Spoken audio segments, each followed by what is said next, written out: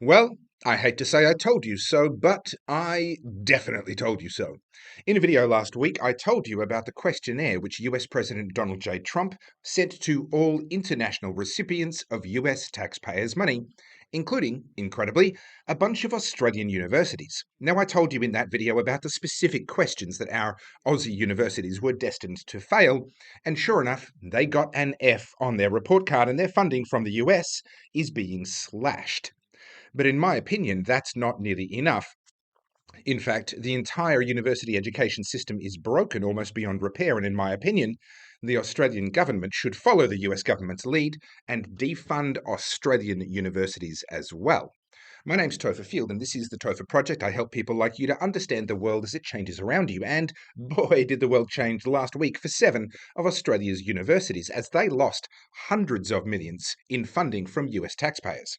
Australian universities are now out of pocket to the tune of $386 million. The US was the largest contributor to research funding in Australian universities, with the next largest contributor being China. And whilst the numbers from China are pretty opaque, it looks like they fund something like 50 to 100 million in research every year. So only a fraction of what the US were funding until last week. This loss of US government funding over these issues of their support, the university's support for DEI, and their refusal to acknowledge that there are only two genders, is therefore a pretty big deal, and it's going to cause some sleepless nights amongst the faculty. While they are lamenting the loss of their budgets, the rest of us are scratching our heads, wondering why was US taxpayer money being used to fund research in Australian universities to begin with? And whilst that's a great question, I'm going to take it one step further and ask the question that none of us are supposed to ask. Why are any taxpayers, Australian ones included, funding research at Australian universities? And before you jump down my throat, I'm not saying that research is a bad thing or shouldn't be funded. Research is fantastic and we owe a lot to research. But price signals matter because prices give you the information you need to make good decisions about resource allocation. Price signals are how you know that what you're doing has value in the end. And we do want to make sure that the things we're researching will be more valuable than the money we spent researching, right? We need those price signals. But getting government bureaucrats to spend other people's money, that's us, by the way, that's our money, on research which they don't understand, and neither know or care if it will ultimately be worth the effort and the cost, that's a recipe for waste. And it's not just a waste of taxpayers' money, it's a waste of the researchers' brains themselves. Because researchers have bills to pay just like you or I, and so they work on the projects which get funded. Regardless of whether that project has any real potential to create value, they can only pick from the work that is there. Which means that we have idiot bureaucrats controlling the funding and deciding where the smart researchers are going to spend their lives, leading to a gross misallocation of research brains and budget. Now, I know we've been taught that putting a price on education or a price on things like cancer research, well, I mean, that's tantamount to sacrilege, isn't it? Universal public education and government funded research it's almost a sacred right. It's an unquestionable sacrifice that we must make upon the altar of our benevolent idol, the government. The government knows best what you need to know. That's why they run education. The government knows best how to allocate education budgets and which research should be funded, and you should just shut up, sit down, and trust the government. Except that that's a lie. Ironically, it's a lie that you were told when you attended government funded education. And it's a lie that few people have ever had the courage to question. Let's change that by looking at some facts which reveal the lie very, very quickly. A typical 4-year degree in the creative arts, in the humanities, or the social sciences in Australia will cost an Australian about $50,000 in HEX debt. That's the government debt scheme for education. But that's not the full cost, because the government also throws all kinds of funding and grants at universities on top of these direct fees. So the actual cost is better revealed by what international students would pay for the same degree, which is about $100,000. So, 4 years of their lives and $100,000 of direct investment into one individual. Now, the promise, of course, is that thanks to this degree, this individual will be more productive. They will bring more value to their work, to their community, indeed to the nation in the future. And that's why we must fund education. It's an investment into the future. We've all heard that. But it's not true. See, the typical Australian full-time income for someone with an arts, humanities, or social sciences degree at the top end of the estimate is $60,000 a year, compared to the median Australian full-time salary, which is currently 75,000 Australian dollars a year. So we as a society just spent $100,000 and 4 years out of their productive life making that person less valuable than average. For reference, a full-time forklift driver earns between $70,000 and $75,000 a year, and you can get a forklift license in 2 days. How can we be so stupid as to spend 4 years of someone's prime productive life and $100,000 in costs, including, by the way, spending that money on lecturers who could and should also be doing something much more valuable with their lives? We spend all of that on a degree that leaves people worth less than the average. How can you come out of university and be worth less than the average? Because we've told ourselves that education is exempt from price signals, that we shouldn't measure a degree by what it's worth in dollars. Oh, no. And that suits the universities. But it's very destructive for the rest of us. You see, universities are just businesses in the end. But in true cronyist fashion, they don't make their money by making their customers happy, that's the students, or indeed the employers of the students. No, they don't care about them. They make their money by sucking up to government and convincing the government that funding any and all education is always and every time a good thing. Thus, they make a fortune every year churning out idiots with pieces of paper that make them worth less than they were 4 years earlier. The problem is that without price signals, you cannot calculate something that economists call marginal utility. Now, that's basically just a wanky economist way of saying the usefulness of one more. If you have, let's say, $1 to your name, just one, and you have nothing to eat, the marginal utility of one more dollar is very high, i.e., the usefulness of adding another dollar to your one. And adding that to your wealth, the usefulness of that is extremely high. It will double how much life-saving food you can buy.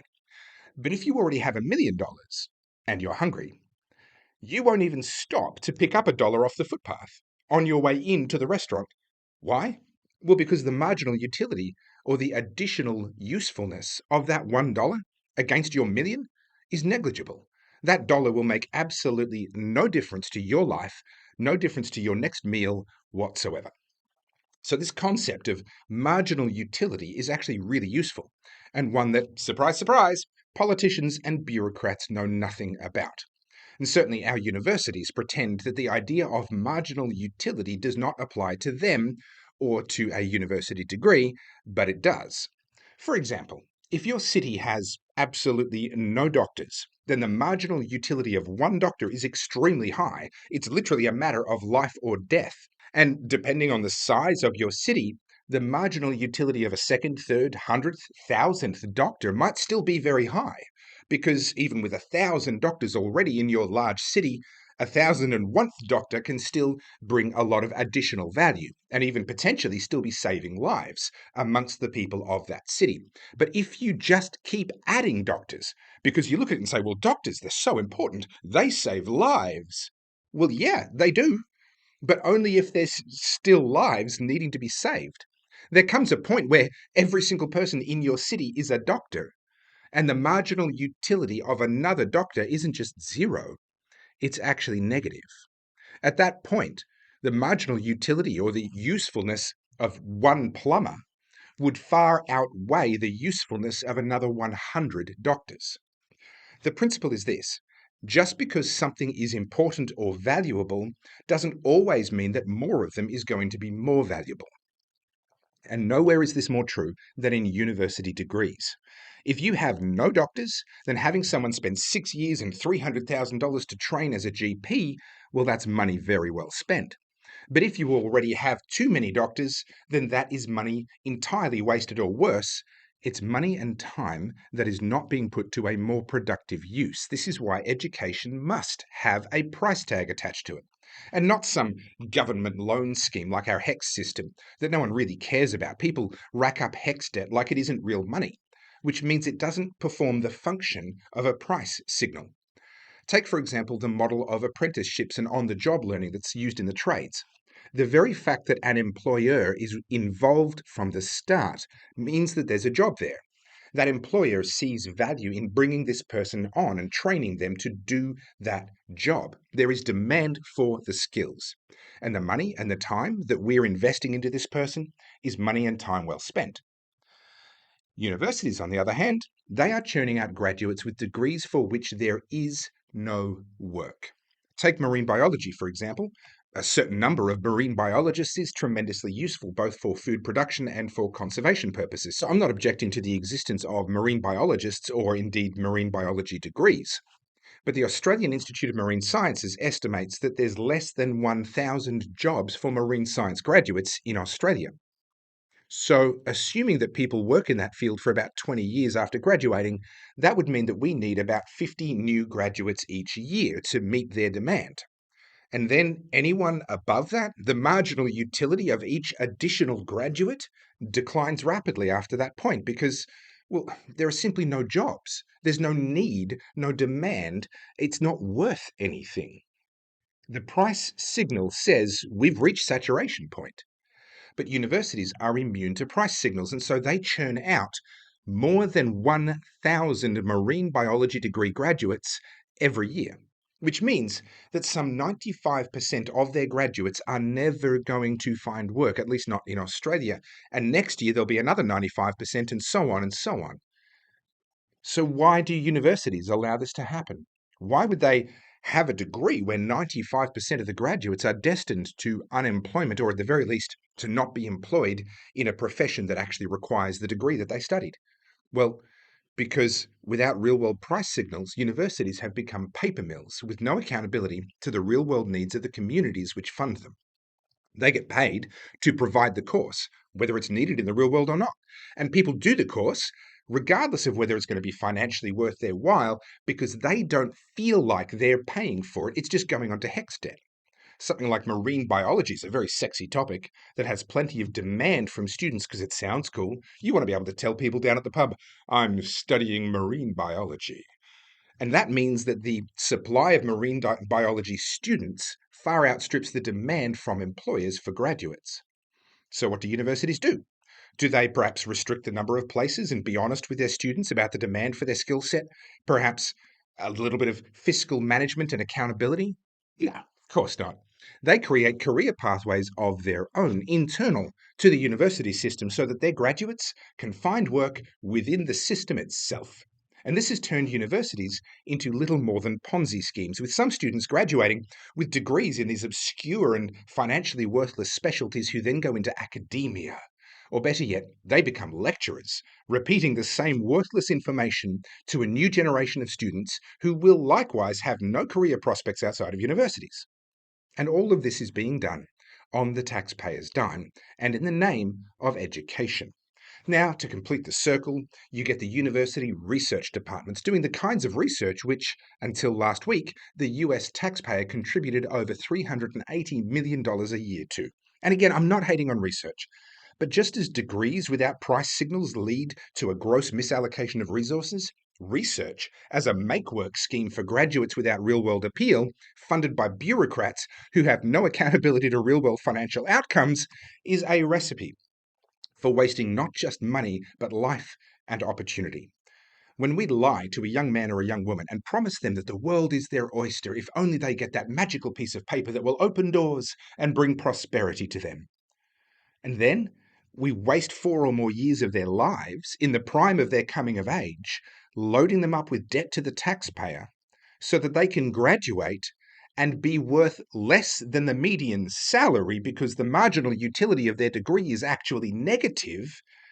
We're not just wasting time and money, we're destroying lives. And we're allowing stupid bureaucrats to control the funding of smart research graduates. And we're guaranteeing that those researchers, no matter how smart they are, no matter how well-meaning, no matter how much they would like to make the world a better place, they will never be able to work on solving the problems that are actually valuable to the rest of us because the bureaucrats don't care about the price signals. The university sector in Australia is broken from the ground up, from its very foundation, because we've removed the single most important bit of information from the decision-making process at all levels: price. Without prices, we can't calculate marginal utility. And thanks to ignoring marginal utility, the university sector is now churning out thousands of graduates who, after 4 years and $100,000 worth of study, are worth less than a forklift driver. So, with all that in mind, I'm not mad that President Trump has stopped wasting US taxpayer funding on Australian university research projects. I'm mad that we're still wasting our money.